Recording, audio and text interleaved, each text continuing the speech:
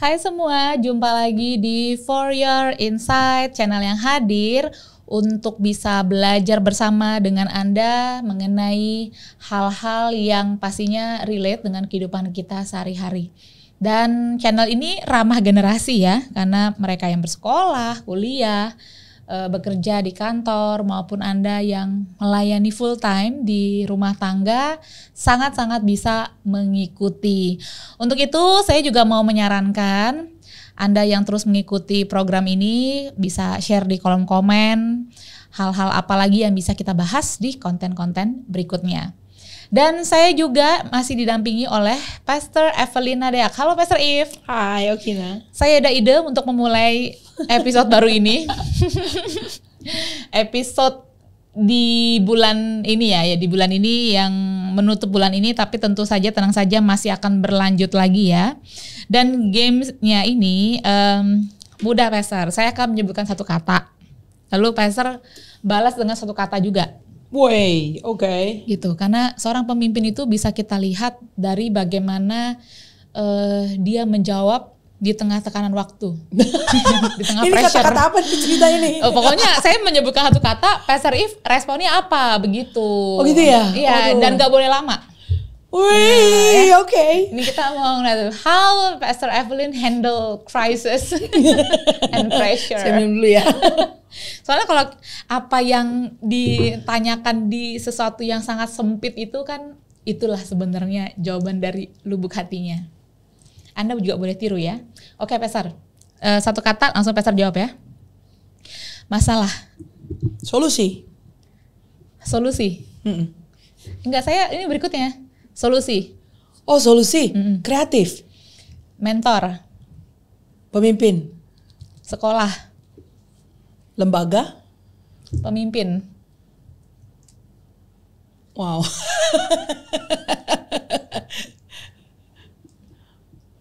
Apa ya? Kok nggak cepet tadi? Gimana ini? Influence. Influence, Ya, pengaruh. Oke, ya. beri tepuk tangan semuanya. Ya ini warming up. Warming up ya? Yeah. Wow. Karena And she's not preparing you for this though. ya enggak lah, saya maunya natural ya. Ya ampun, gublaks.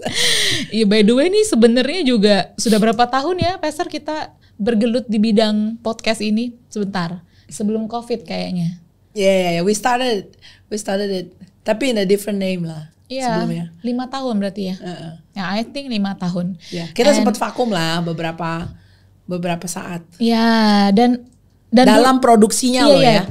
Dan waduh ini juga intermezzo jadinya. Dulu Pastor saya tuh punya mimpi memang pengen menjadi interviewer, tapi yang saya interview itu adalah anak-anak. Oh gitu. Iya. Maybe we should try. Iya gitu, karena mau tahu aja gitu jawaban Yeah. anak-anak dan kita bisa belajar dari anak-anak. Sure. Ternyata saya podcastnya langsung bersama Pastor Evelyn. Wow, keren ya. Nah anyway Pastor, kita masih dalam topik kepemimpinan. Dan tadi itu adalah ya 5 kata yang biasanya dipakai kalau kita ngomongin hal-hal terkait dengan leadership. Saya mau menyampaikan lagi bahwa dari 2 episode sebelumnya kita sama-sama mendefinisikan bahwa setiap orang terlahir sebagai pemimpin, namun kepemimpinannya perlu dikembangkan. Iya. Karena setiap orang terlahir sebagai pemimpin, nah itu sifatnya masih benih. Kepemimpinannya perlu dikembangkan supaya kita bisa melihat manifestasinya, karya-karyanya, masterpiece-nya. Dan kita percaya tidak ada orang yang sama, setiap orang terlahir unik dan memiliki tujuan yang unik. Dia dilahirkan oleh Tuhan untuk bisa menangani masalah yang unik yang dia akan temukan dalam perjalanan hidupnya. Iya. Sehingga ada istilah finish well. Iya. Jadi bukan finish half well atau finish not well. Bener-bener Finish setengah mateng. finish well. Finish well. Cocok tuh rest in peace. Iya. Karena dia finish well. Iya dong. Nah biasanya yang finish yang gak well itu rest not in peace. Sebenarnya. Ya, jadi rest in peace itu cocok untuk mereka yang serem ya. finish well. Iya. When you are finishing but not well. Iya. Nah Alkitab juga menuliskan kan well done. Iya. Jadi memang ada yang dilakukan dalam hidup kita dan well hasilnya. Ya. Bukan well said atau well quoted atau well preached, tapi well done. Yes. Nah, done-nya itu apa tuh? Itu yang Yeah, pencarian, well done. pencarian yang perlu kita lakukan dalam hidup. Nah, Pastor, ternyata dalam beberapa kali kesempatan ya kita berupaya untuk menggaungkan kebenaran ini dan juga menyampaikan supaya orang-orang keluar dari penjara-penjara yang dibangun selama ini dalam hidupnya, yaitu standar-standar kesuksesan atau kultur yang dibangun oleh orang tua atau yang dibangun oleh peer level, teman-teman di kantor, teman-teman di kuliah, teman-teman di sekolah. Dan kita mau menolong teman-teman untuk keluar dari batasan-batasan itu dan jadilah dirimu yang sejati. Ternyata banyak kita temukan juga, nangkep sebenarnya, iya saya terlahir sebagai pemimpin. Namun ternyata ada kesulitan dalam menghidupinya atau mempraktekannya. I see. Yeah. Jadi ada isu-isu minder, takut apa kata orang. Nah, waktu mendengar hal seperti ini, Pastor bagaimana meresponinya? Ada dua hal, ya.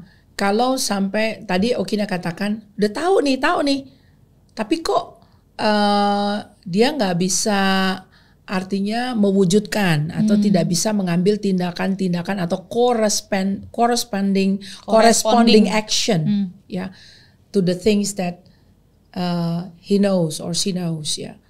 Nah, ada dua hal saya rasa pandangannya mengenai hal itu. Yang pertama adalah memang beneran tahu atau tidak, gitu ya. Karena tahu di sini seharusnya kalau kita desire to have a corresponding action, ada tindakan yang selaras dengan apa yang kita ketahui, maka pengetahuan itu tidak cukup hanya ada di pikiran. Ya, pengetahuan itu perlu masuk, meresap to the bones, kalau saya bilang, to the very core of your heart. Tahu yang seperti itu. You know that you know, bukan textbook knowledge. Bukan apa kata orang, hearsay, menurut si A, menurut si B, menurut opini yang terbanyak yang saya sudah kumpulkan selama ini. Emang dikira orang langsung bisa serta-merta membuat suatu tindakan yang selaras hanya karena pengumpulan opini, ya. Mungkin bisa for a certain time limit. Tapi apakah itu akan menjadi suatu tindakan yang berkesinambungan? Yang kalau dihantam badai akan tetap menjadi keyakinan atau suatu tindakan yang konsisten? Belum tentu. Kalau hanya karena pengumpulan opini atau karena hearsay atau textbook knowledge gitu. Jadi menurut saya yang pertama, untuk bisa menghadirkan suatu corresponding action, pengetahuan itu harus pengetahuan yang berbasis conviction. Penginsafan ya? Penginsafan. Dan penginsafan itu didasari oleh firman Tuhan. Nah itu tuh. Baru kemudian there is keyakinan baja ya, yang membuat seseorang menghadirkan tindakan-tindakan yang selaras. Itu kalau mau dihantam badai pun justru badai akan memperkuat conviction itu. Jadi sebenarnya respon apa yang Pastor If harapkan atau ekspektasikan ketika orang mendengar kebenaran ini bahwa kamu itu terlahir sebagai pemimpin? Ya, don't take me for my word. Don't take me for my word. Kalau basisnya adalah thus saith Evelyn. Ini yang ngomong nih Pastor Evelyn. Aduh, kamu nanti di ujung gang depan sana tuh kamu akan bisa berubah haluan. Karena cuma basisnya apa kata Evelyn dan apa kata sekian banyak pendeta YouTube yang kamu dengar atau sekian banyak rohaniawan yang kamu dengar. Itu kata mereka atau kata Tuhan? Yeah. Nah, ya kan? Jadi makanya dalam pertemuan-pertemuan kecil kita, saya sering kali berkata, hold on to the word of God. For dear life, gitu loh. Pegang baik tuh firman Tuhan, like your life is totally depending on it, gitu kan. Jangan santai sama firman Tuhan, karena hidup kita tuh dibentuk oleh apa kata yang Tuhan. Tuhan katakan gitu kan. Jadi dasarnya tuh ke sana. Pendeta bisa menyuarakan, tapi you need to have your own conviction gitu loh. Kita bisa dengar, ya tadi khotbahnya bagus loh, haleluya, amin amin gitu kan. Bagus loh. Ya tapi khotbah yang bagus itu belum tentu menjadi berubah ya, translate into, tidak bisa, belum tentu mengubah perilakumu sampai itu menjadi keyakinanmu pribadi, sampai ada penginsafan, kan begitu. Jadi itu yang pertama, ya. Jadi kalau tidak sampai terjadi corresponding action, yang mungkin itu masih berhenti sampai di head knowledge, masih berhenti menjadi suatu serentetan koleksi informasi, atau serentetan koleksi quote yang kita collect dari scrolling sosial media kita. Bagus juga nih, kumpulin aja, save aja semuanya. Apakah karena kamu save sekian banyak quotes itu kemudian perilakumu berubah, keyakinan hidup berubah? Kan belum tentu gitu. It has to be something that you know gitu kan. Nah itu conviction, itu yang kemudian akan menghadirkan corresponding action. Atau yang kedua, sesuatu tidak kemudian serta-merta berubah menjadi corresponding action. Mungkin ada insafnya ada, tapi masih ada juga penghalang-penghalang, ya. Penghalang-penghalang dari masa lalu, ya ini trauma-trauma, ya mungkin pernah dulu, ini kita ngomong dalam konteks kepemimpinan tentunya, pada saat keunikan dirimu itu tidak mendapat celebration yang seharusnya, ya kan, anak-anak itu kan dalam usia rentan dan di bawah pengawasan dan pengasuhan orang tua, tentu rasa aman pertama kali itu diperolehnya dari lingkungan yang pertama, yaitu keluarga. Ya, kalau kemudian waktu kamu mulai menggambar, lalu gambarnya dirobek karena mungkin kurang bagus, atau kamu menyanyi lalu tidak ada yang celebrate, ya, karena atau kamu mengutarakan aku nanti mau jadi pemusik, tapi di antara sekian banyak pedagang-pedagang di rumah, orang-orang yang berdagang, buka toko, buka usaha, bilang mau ngapain jadi pemusik, kamu mau jadi pengamen, kan gitu ya. Dan itu kemudian langsung dihantam, ya. Tidak ada rasa aman untuk menjadi dirimu yang sesungguhnya. Ya tentu ini membuat suatu trauma batin gitu ya. Sehingga sekalipun ada keyakinan dan conviction di masa dewasa, tetap saja kan ada yang menghalangi gitu loh. Jadi ini bisa membuat seorang dewasa tidak mengambil tindakan yang correspond, yang sesuai atau selaras dengan keyakinan pribadinya, karena ada ketakutan itu, gitu ya. Tapi itu pun harusnya dibenturkan kepada apa yang firman Tuhan katakan. Iya, betul. Mana yang lebih kuat dong berbicara dalam hidup kita. Seharusnya ditangani, gitu loh. Jadi jangan dibiarkan, gitu loh. Ya, dua hal itu mungkin. Berarti kan isu minder atau takut ini yang kita temukan begitu kita mulai menyuarakan definisi kepemimpinan yang sebenarnya apa kata Tuhan. Ya memang kita pakai kata pemimpin. Mau nggak mau, Pastor If kan bilang memang kata pemimpin ini sudah dicemari oleh banyak definisi. Betul Jadi sekali. Begitu kita bawa suara dan mitos-mitosnya. Iya, dan begitu kita bawa suara yang baru, membawa sebuah definisi yang baru, nggak langsung cepet tuh orang untuk shift. Sudah aprehensif duluan, sudah pasang filter duluan gitu. Ini kira-kira mau ada posisi apa sih? Iya, karena kita langsung sudah testing ya. Begitu kita ngomong mengenai kepemimpinan, aku disuruh tanggung jawab apa? Nah orang udah takut dengan kata bobot tanggung jawabnya, ya kan? Udah langsung ada resah di batin gitu ya. Iya, aku diekspektasikan apa lagi nih? Ada juga yang bilang ada kok yang lebih jago dari aku, ya atau alasan-alasan lainnya, takut salah. Padahal gak akan ketahuan kalau memang belum mencoba. Jadi yang pertama kan memang harus menemukan kamu sebenarnya di mana area kekuatannya. Yang kamu banget itu apa? Ya kayak contoh tadi Pastor bilang mungkin ada pengalaman di masa lalu waktu menggambar atau waktu bernyanyi tidak dirayakan. Nah itu ada dua hal sih Pastor. Pertama memang bakat apa tidak. Kalau memang bakat dan bagus ayo dilanjutkan. Tapi siapa tahu dulu memang orang tua juga nggak tahu cara ngomongnya bahwa sebenarnya kamu bukan bakatnya di situ nak. Jadi jangan dipaksakan juga. Ada juga sih Pastor yang terlalu memaksakan. Padahal sebenarnya kayaknya bukan di situ area kamu. Nah namun saya mau coba masuk dalam hal yang lebih dalam Pastor. mengenai kepemimpinan rohani. Oke lah, itu kepemimpinan yang berkaitan dengan hal-hal yang umum ya, yang umum lah. Tapi sekarang kita mau coba menaruh kepemimpinan rohani ini dalam topik kita, karena yang saya percaya setiap orang itu pasti punya pengaruh rohani dalam hidupnya. Atau enggak, kenapa Yesus menyampaikan Matius 28 ayat 19 sampai 20 ya. Pergilah, jadikanlah semua bangsa muridku. Right. Itu kan Tuhan gak pilih-pilih. Ya. Itu pengaruh loh, Pastor. Betul. Kita diminta untuk membawa pengaruh. Pergilah, jadikanlah. Itu kan pesan untuk semua orang. Untuk semua orang yang berkepribadian merah, kuning, hijau, dan ungu. Untuk setiap orang yang punya bakat menari, menggambar, akademis, dan lain-lain. Bahkan juga Pastor Eve pernah juga quote ya di Markus ya. As you go, preach the gospel. Itu kan juga untuk setiap orang. Nah, tidak semua orang itu bisa juga mau melakukan area ini, Pastor. Padahal ini kan panggilan. Ini udah panggilan sejati, panggilan umum yang diberikan oleh setiap orang Kristen. Jadi tidak lagi yang itu mah untuk bagiannya Pastor Eve aja, itu mah bagiannya Okina aja, tapi untuk semua orang. Nah, bagaimana Pastor Eve menggugah juga nih teman-teman kita yang sudah menerima anugerah dari Tuhan untuk tidak lupa bahwa ini panggilan unik kamu juga dari Tuhan untuk membawa pengaruh rohani dimanapun kamu berada.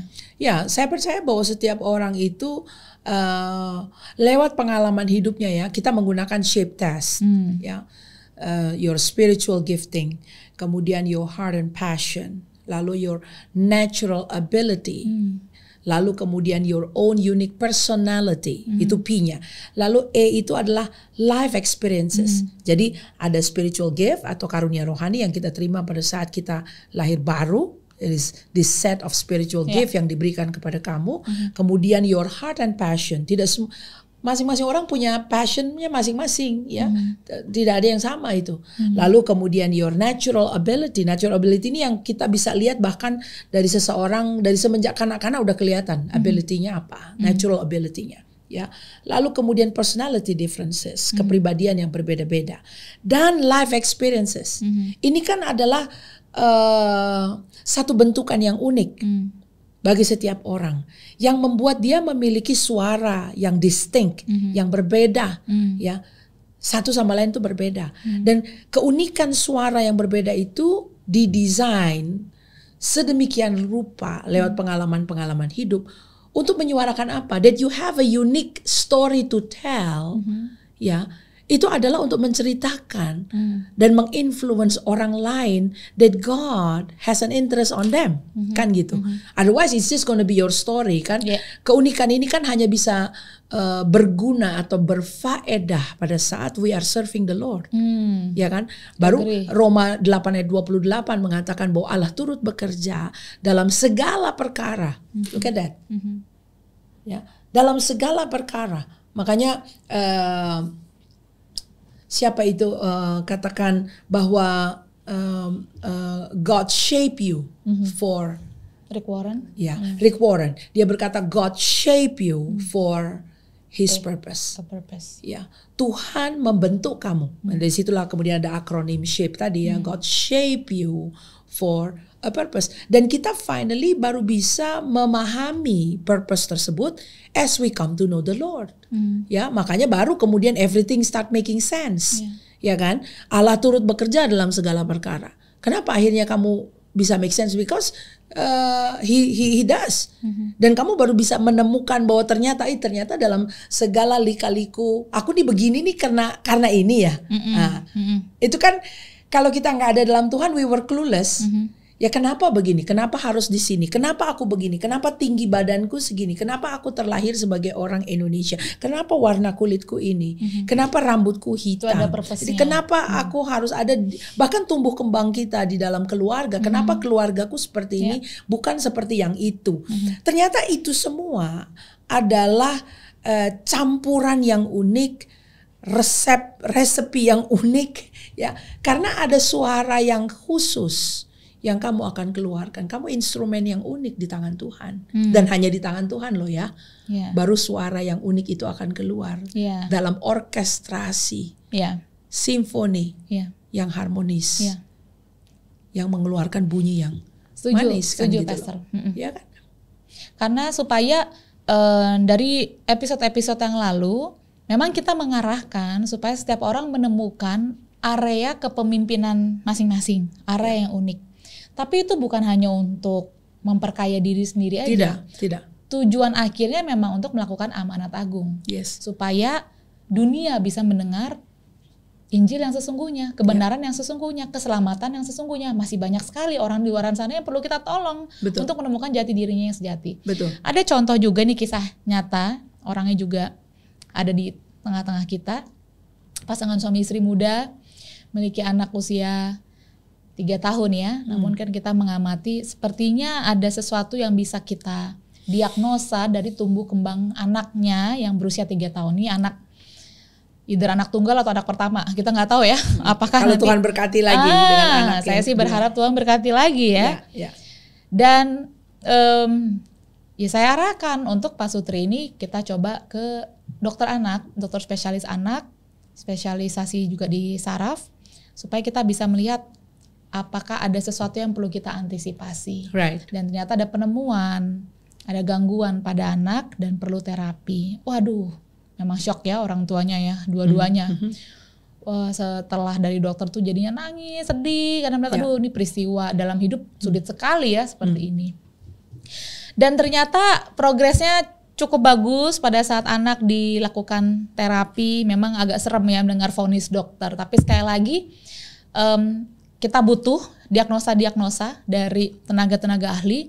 Namun setelah diagnosanya diketahui, kita melakukan tindakan dan libatkan Tuhan juga untuk proses kesembuhan. Dan progresnya bagus. Tapi kerennya yang kemarin juga coba kita lihat juga ya Pastor ya sebagai contoh, pengalaman hidup ini dari Pak Sutri ini khususnya untuk si ibu muda ini membuka wawasan baru, wawasan rohani dalam dirinya. Masih banyak loh ibu-ibu di luar sana yang butuh encouragement, butuh teman sepenanggungan yang tahu rasanya memiliki anak berkebutuhan khusus. Dan Tuhan pakai. Tuhan pakai dengan kesederhanaannya dia untuk bisa menjangkau ibu-ibu yang ternyata anaknya memiliki juga kebutuhan spesial. Diajarin bagaimana untuk melatih sensorik, motorik, anak bisa bicara dengan jelas. Ibu-ibunya juga diberikan penghiburan, penguatan. Dia jadi teman cerita. Jadi teman cerita. Dan saya senang sekali, Pastor. Dan memang cocok juga dengan kepribadiannya dia. Memang dia juga sangat-sangat supel ya dengan orang-orang. Dan sangat natural sekali untuk berdagang, ibu muda ini. Dan cocok sekali. Dari situ saya lihat, begitu seseorang bisa mengkaitkan antara kekuatan dalam diri dan peristiwa hidupnya, dia bisa dipakai Tuhan. So it's a shape, right? That God shape her for a unique purpose. For a purpose. Dan bahkan bagian E-nya itu, saya favoritnya itu bagian E itu loh, Ki. Jadi E itu adalah life experience. Tidak ada orang punya jalur hidup yang sama persis. Ditambah dulu waktu dia masih lajang memang bekerja di sekolahan, bukan sebagai tenaga pengajar, namun tenaga operasional dan ngerti sekali bagaimana sistem pendidikan berjalan. Sistem pendidikan dan berbicara kepada orang tua. Dan memang masih kita arahkan supaya dia bisa memakai kesempatan ini. And at this particular season of life. And on the particular geographical area. Nah, maksudnya sekali. Apakah ini semua akal-akalan yang kemudian dibuat-buat? Enggak juga. Tapi kita mulai izinkan dia recognizing, bahwa Allah turut bekerja dalam segala perkara, sehingga bahkan lembah ini pun menjadi platform. Betul, Pastor. Dan di situ kita bisa meyakinkan dia, memvalidasi dia, you are a leader. Saya nggak bisa klaim diri saya pemimpin di area situ. Saya nggak punya pengalaman, saya nggak punya belum menikah juga, jadi nggak bisa punya anak berkebutuhan khusus juga dong, nggak bisa ke sana. Dan dia yang punya, dia punya apa yang saya tidak punya. She has a distinct voice. Yes. Mungkin kamu bisa menyuarakan, kamu bisa mengkampanyekan hal yang sama, tapi bobot distinctness of Cuman dia yang punya. Pastor Yves juga nggak bisa. Tidak. Untuk kita bisa bicara kepada ibu-ibu sederhana. Yang punya tantangan, mesti tinggal 24 jam melihat anaknya, ternyata ada permasalahan. Itu loh, tempaan hidup itu nggak bohong, ya kan? Jadi tangan Tuhan terlibat menempa kehidupan gitu loh. Dan untuk instrumen yang perlu menyuarakan itu bagi kalangan ibu-ibu di daerah itu adalah dia. Yes. Jadi itu sangat natural sekali, nggak perlu dipaksa-paksa, itu natural keluar dari dirinya. Right. Yes. Saya sih tidak mendengar dia takut dan minder ya. Iya, tiba-tiba jadi natural aja kan? Jadi natural aja. Nah, tuh lihat tuh. Tapi kalau kita kasih dia mikrofon, bicara di panggung gereja, sulit. Dia akan terbata-bata. Karena panggungnya bukan itu dia. Makanya ngapain ya mesti orang rebutan di panggung kecil itu di depan kan? Nggak harus gitu ya di bawah spotlight itu. You have your own spotlight. Her spotlight is the sun himself. Itself. Ya, jadi karena dia bergeraknya di bawah matahari. Iya. Jadi kita mau simpulkan ya Pastor, untuk saat ini Anda semua yang mendengarkan, coba Anda lihat pengalaman hidup Anda. Ya tadi Pastor Yves juga sudah bagikan. Anda lahir pertama secara fisik seperti apa? Ya tuh dan jangan terinspirasi atau tertekan gitu ya untuk mengubah penampilan Anda supaya sedikit lebih cantik. Janganlah ya. Ya udah kulitnya segini aja kan nggak usah digosok sampai terkelupas karena mau dibikin putih gitu loh. Operasi plastik gitu loh Pastor. Hidungnya udah segitu celebrate man. Hidungku kok kayaknya agak miring gitu atau terlalu banyak cembungan. Nah terus terimalah juga dari mana keluarga kita lahir dibesarkan. Itu penting banget ya. Itu penting. Lalu peristiwa dalam hidup baik buruk, duka, suka. Jadi sebenarnya kita lagi minta apa? Lakukanlah life inventory. Lalu kaitkan dengan apa yang sedang Anda kerjakan saat ini. Betul. Jika Anda adalah sebagai tenaga didik ya, dosen, guru, dokter, atau direktur, manajer, pemilik usaha, itu semua perlu dikaitkan. Ya. Dan saya tambahkan setelah itu sebagai penutupnya, yang Pastor Yves selalu ingatkan kita, apa kepentingan Tuhan buat kamu berada di tempat itu. Jangan sampai jam 8 sampai jam 5 udah that's it. Ya, untuk mereka yang kerja jam 8 sampai jam 5 ya. Iya. Hanya untuk cari nafkah aja. Terus kenapa Tuhan perlu memberkati kita ya? Pastor. Firman Tuhan berkata gini, I come to give you life and life more abundantly. Di luar Tuhan kita nggak tahu tujuan hidup ini mau dibawa kemana gitu ya. Tapi setelah kita datang kepada salib Kristus ya, and dia redeem our life. Yes. Ya, tadinya kita ini budak kehidupan gitu loh. We have no say terhadap skrip yang sudah naskah yang diberikan kepada kita. We have no say, nggak tahu juga siapa yang nulis naskah-naskah itu gitu kan. And kamu harus begini, kamu harus begitu, something yang udah prescribe buat kita. And then one day Yesus hadir. Dan kita datang di bawah salib itu menerima kasih karunia-Nya. Dia berkata, I redeem you.